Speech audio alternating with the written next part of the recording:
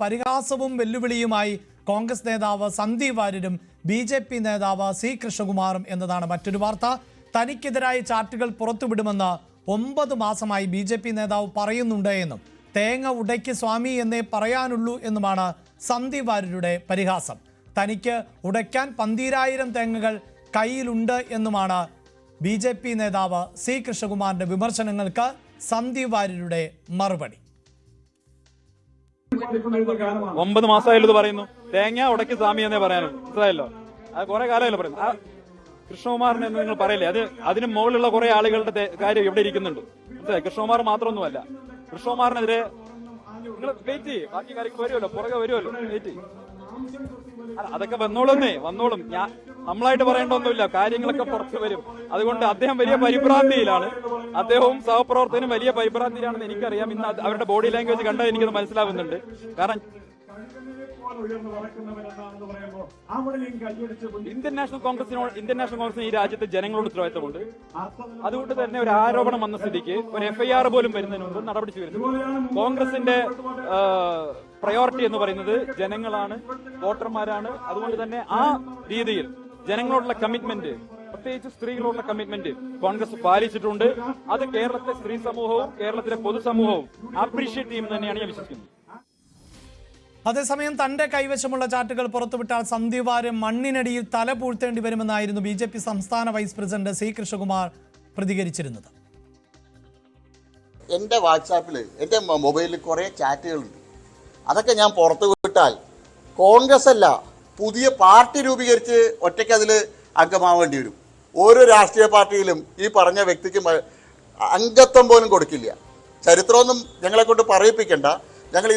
ഞങ്ങൾ പറയാൻ തുടങ്ങിയാൽ തലയിൽ മുണ്ടല്ല, മണ്ണിനടിയിൽ തല കുനിച്ചിട്ട് മണ്ണിനടിയിൽ തല പൂഴ്ത്തിയിട്ട് ഇരിക്കേണ്ട ഗതികേടിലേക്ക് വരും. തിരുവനന്തപുരം തൊട്ട് കാസർഗോഡ് വരെയുള്ള കാര്യങ്ങൾ ഞങ്ങളുടെ കയ്യിലുണ്ട്. വാർത്തയുടെ വിശദാംശങ്ങളുമായി CV അനുമോദാണ് ചേരുന്നത്.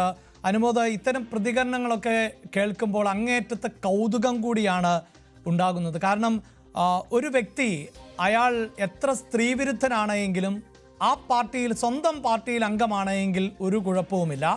മറുപാർട്ടിയിലേക്ക് പോകുമ്പോൾ ഇതാ ഈ കൃഷ്ണകുമാറിന്റെ വാക്ക് കേൾക്കുന്നില്ല. എത്രയോ നാളത്തെ ചരിത്രപരം അല്ലെങ്കിൽ എന്തെല്ലാം തൻ്റെ കയ്യിലിരിക്കുന്നു എന്ന് പറയുമ്പോൾ ഇതേ സന്ദീപ് വാര്യർ BJPയുടെ കുന്തമുനിയായിരുന്നു. പലപ്പോഴും ചാനൽ ചർച്ചകളിലടക്കം സന്ദീപ് വാര്യർ നിരവധി തവണ പങ്കെടുത്തിട്ടുണ്ട്. അപ്പോഴൊന്നും ഈ വിവരങ്ങൾ പുറത്തുവിടാൻ BJP തയ്യാറായിരുന്നില്ല. ഇപ്പോൾ സന്ദീപ് വാര്യർ കോൺഗ്രസിന്റെ ഭാഗത്താണ്. അവിടെ എത്തുമ്പോഴാണ് സന്ദീപ് വാര്യരുമായി ബന്ധപ്പെട്ട ഇഷ്ടംപോലെ രേഖകൾ തങ്ങളുടെ കയ്യിലുണ്ട് എന്ന് കൃഷ്ണകുമാർ പറഞ്ഞു വെക്കുന്നത്. ഇതൊക്കെ മലന്ന് കിടന്ന് തുപ്പുന്നതിന് തുല്യമല്ലേ അനുമോദ്?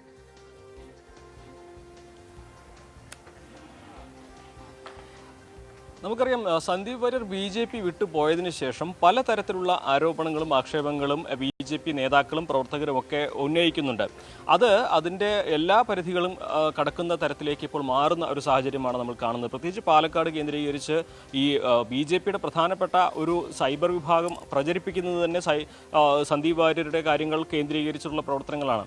അതായത് ഈ ഒരു വിഷയം പുറത്തു വന്നത് സന്ദീപ് വാര്യരാണ്, അതിൻ്റെ പിന്നിലെ അയാളുടെ കറുത്ത കരങ്ങളാണ്. ഇപ്പോൾ അതേ സന്ദീപ് വാര്യരാണ് ഈ മറ്റു വിഷയങ്ങളിൽ ആരോപണത്തിന് വിധേയനായിക്കൊണ്ടിരിക്കുന്നത്. അപ്പോൾ BJPയുടെ നേതാവായിട്ട് നിൽക്കുമ്പോൾ ഈ ആരോപണങ്ങളും അല്ലെങ്കിൽ ഇത്തരത്തിലുള്ള വിഷയങ്ങളൊന്നും തന്നെ ആരും ഉന്നയിക്കാതെ വർഷങ്ങൾ അദ്ദേഹം 10, 13, 14 വർഷം BJPയുടെ കൂടെയായിരുന്നു. കഴിഞ്ഞ 6-7 വർഷമായിട്ട് BJPയുടെ വക്താവായിരുന്നു. ചാനൽ ചർച്ചകളൊക്കെ BJP പ്രതിരോധിച്ചുകൊണ്ട് വന്നിരുന്ന ആളായിരുന്നു. അതിനിടയിലാണ് അദ്ദേഹത്തിൻ്റെ പാർട്ടി നേതൃത്വവുമായി അകൽച്ച വരുന്നതും തുടർന്ന് അദ്ദേഹം ഈ ഒരു കോൺഗ്രസിലേക്ക് പോവുകയും ചെയ്യുന്നത്. ആ സമയത്തൊന്നും ഈ വിഷയത്തിൽ ഒരു പരസ്യമായ പ്രസ്താവനകളോ പാർട്ടിക്കുള്ളിൽ പോലും ഒരുപക്ഷെ ഈ വിഷയങ്ങൾ ചർച്ച ചെയ്തിട്ടുണ്ടോ എന്ന് തന്നെ സംശയമാണ്.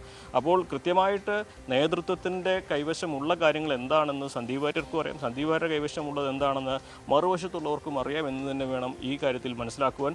അതുകൊണ്ട് തന്നെ പരസ്പരം ഇത്തരത്തിലുള്ള ആക്ഷേപങ്ങളും ആരോപണങ്ങളും ഉന്നയിച്ച് ഇത് ഞങ്ങളുടെ കൈവശം ഇതുണ്ട്, നിങ്ങളുടെ ഇത്ര രഹസ്യങ്ങൾ ഞങ്ങളുടെ കൈവശമുണ്ട് എന്ന് പറഞ്ഞ് പരസ്പരം ഭീഷണിപ്പെടുത്തുന്ന തരത്തിലേക്കാണ് ഈ BJP കോൺഗ്രസ് തർക്കത്തിൽ സന്ദീപ് വാര്യരും അതേപോലെ പാലക്കാട്ടെ BJP നേതൃത്വവും തമ്മിലുള്ള അംഗം പോകുന്നത് എന്ന് തന്നെ വേണം നമുക്ക് പറയുവാൻ. പ്രത്യേകിച്ച് സന്ദീപ് വാര്യരെ സംബന്ധിച്ച് പാലക്കാട് അദ്ദേഹത്തിന് ബന്ധങ്ങളുണ്ട്. പാലക്കാട് അദ്ദേഹത്തിൻ്റെ പ്രവർത്തനങ്ങളിൽ BJPയും അല്പം ആശങ്കപ്പെടുന്ന ഒരു സാഹചര്യം ഉണ്ടായിട്ടുണ്ട്. അതുകൊണ്ട് തന്നെ സന്ദീപ് വാര്യർക്കെതിരെ ആക്ഷേപങ്ങൾ ഉന്നയിച്ച് അപഹസിച്ച് പരിഹസിച്ച് സാമൂഹ്യ മാധ്യമങ്ങളിൽ BJP അനുകൂല സൈബർ വിങ്ങുകളിൽ കയ്യടി വാങ്ങി അല്ലെങ്കിൽ ഷെയർ ചെയ്ത് മുന്നോട്ട് പോകാമെന്നതിനപ്പുറം മറ്റെന്ത് തെളിവുകൾ ആണ് രാഷ്ട്രീയമായിട്ട് ഇനി പുറത്തുവിടുന്നത് എന്ന് തന്നെ വേണം കണ്ടറിയുവാൻ. പ്രത്യേകിച്ച് ഈ ആരോപണങ്ങൾ മാത്രമാണ് എക്കാലവും സന്ദീപ് വാര്യർക്കെതിരെ ഇവർ ഉന്നയിച്ചിട്ടുള്ളത്. അതിൻ്റെ തെളിവ് സഹിതം ഇതുവരെ പുറത്തുവിട്ടതായിട്ട് കണ്ടിട്ടില്ല. സ്വാഭാവികമായിട്ടും ഇപ്പോൾ കൃഷ്ണകുമാറിൻ്റെ ഈ വാക്കുകളും അതുതന്നെയാണ് സൂചിപ്പിക്കുവാൻ.